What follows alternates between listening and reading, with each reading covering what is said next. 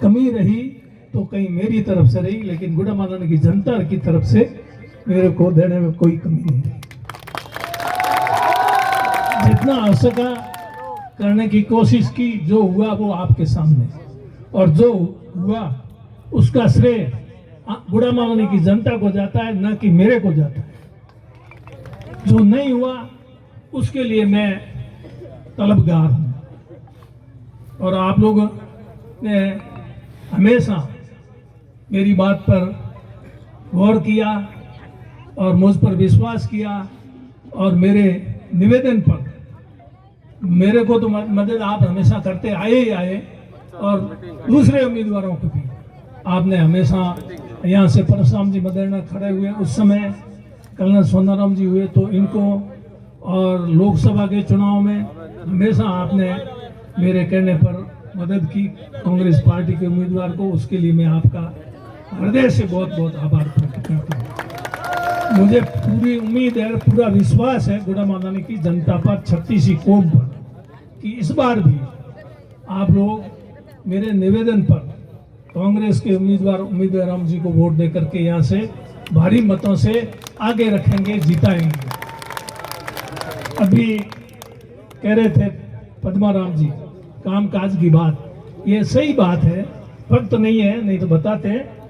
हमारे इनके पद्माराम जी के और दूसरे एमएलए, चाहे अमीन खान जी थे जो थे, हमारे काम को लेकर के आपस में प्रतिस्पर्धा, कंपटीशन चलता था। ये अभी कह रहे थे, बैठे गए पद्माराम जी, चले गए। हाँ, वो ठीक है, वो जाते एक काम करवा के लेते, स्कूल खुलवा के ले आते, सड़क खुलवा के ले आते, तो मेरे को पता पड़ता कि ये एक स्कूल खुलवाए ले, ये सड़क खुलवा के ले आए, मैं पीछे नहीं रह जाऊँ। मतलब मेरी कोशिश रहती कि मैं सबसे ज़्यादा काम मेरे क्षेत्र में करवाऊँ, जिससे कि जनता का विश्वास बना। इसी तरह से मैं नहीं, सभी एमएलए यही करते थे। पिछली बार 5 साल जब हमारी सरकार थी, कामकाज जो हुआ आपके सामने, योजनाएं जो थी वो आपके सामने, और दूसरी अभी 2 सामने उम्मीदवार है, उनके बारे में, भारतीय जनता पार्टी के उम्मीदवार के बारे में तो वो 5 साल एमपी रह लिए, इसलिए आपने उनको पहचान लिया, मुझे ज़्यादा कहने की जरूरत नहीं। और एक उम्मीदवार और है, निर्दलीय उम्मीदवार, शिव की जनता ने तो उनको पहचान लिया। आज हम दिन भर शिव विधानसभा क्षेत्र में दौड़े में थे, लेकिन यहाँ की जनता ने पहचाना नहीं। इसलिए नहीं पहचाना कि वो यहाँ से तो विधायक शिव से, यहाँ से उनका इन्होंने जैसे शिव से जीते तो देख लगा है। दूसरे कहते हैं ना, घर का जोगी जोगना आन मान का सिद्ध, तो इसलिए लगता है कि ये पता नहीं जीत जाएगा। अरे 543 लोकसभा की सीटों में अगर एक आदमी निर्दलीय जीत के जाएगा, उसके साथ में दूसरा आदमी कोई खड़ा नहीं होगा, एक अकेला 543 में क्या कर लेगा? पंचायती भी हो, 543 पंचों को बैठा दो पंचायती के लिए, एक आदमी दूसरी तरफ बोलेगा तो उसकी बात क्या वजन रखेगी? तो इसलिए इस तरह से मत आओ। वो कोर्ट में खास खिलने वाली बात कही, क्या कही? गुद्दी में खास मत खिलना। गुद्दी में खास खिल ली तो बहुत बड़ा पड़ेगा। हम तो भाई कह ही सकते हैं, हमारे हाथ में कहने के अलावा और कुछ है नहीं, मांगने के अलावा कुछ है नहीं। हम मांगते हैं, और कभी भी हमने हमारे जीवन में किसी ने हमारा साथ दिया, कभी नहीं दिया, कभी देते कभी नहीं देते। तो राजनीति में हमेशा स्थायी होता नहीं है, इसलिए हम कभी नहीं देने वाले पे भी हम गुस्सा नहीं करते, और उसका काम में भी कभी भेदभाव नहीं करते।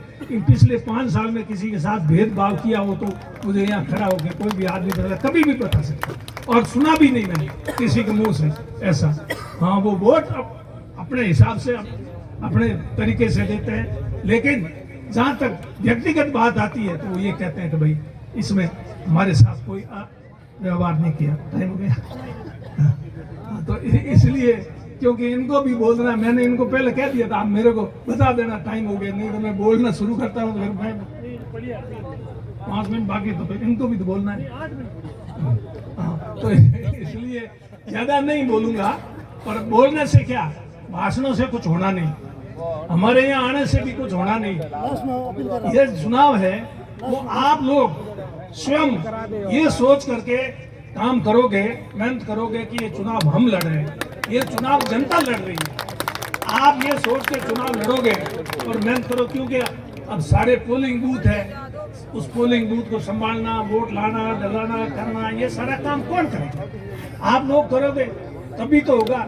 इसलिए मैं आप लोगों से यही निवेदन करता हूँ, आज यहाँ आलम जी की इस नगरी में इतनी बड़ी सभा, इतना बड़ा हुजूम, मैंने तो खुद ने ये कह रहे हैं 80 में पहली बार एमएलए बना, इतना ऐसा हुजूम तो मैंने नहीं देखा। परिणाम तो आप लोग जानो, लेकिन इसमें कोई कमी नहीं। इसलिए मैं जय बोल कर आलम जी महाराज की, आलम जी महाराज की, गुरु जम्बेश्वर भगवान की, गुरु जम्बेश्वर भगवान की जय। बाबा